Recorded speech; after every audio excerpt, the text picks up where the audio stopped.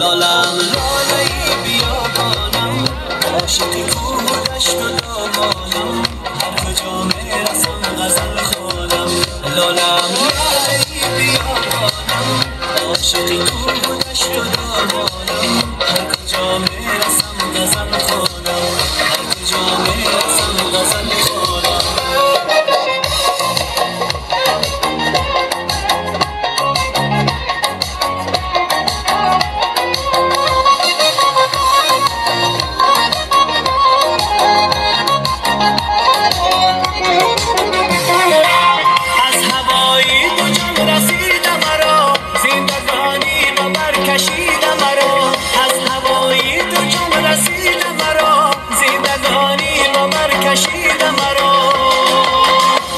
خودسوی تو گریزانم، من ز خودسوی تو گریزانم، هر کجا میرسم غزل خوانم، هر کجا میرسم غزل خوانم.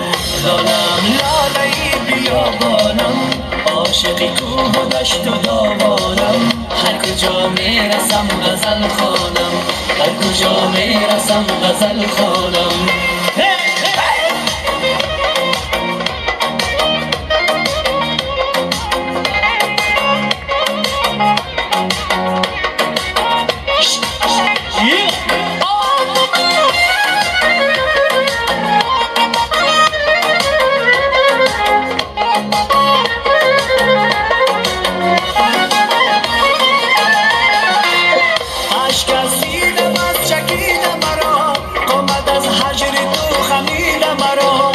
عشق از دیدم از شکیل مرا، آمد از هجر تو خمیل مرا.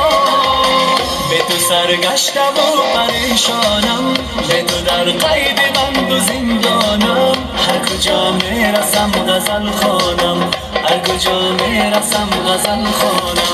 لالم لاله‌ای بیابانم، عاشق کوه و دشت و دامانم، هر کجا میرسم غزل خوانم.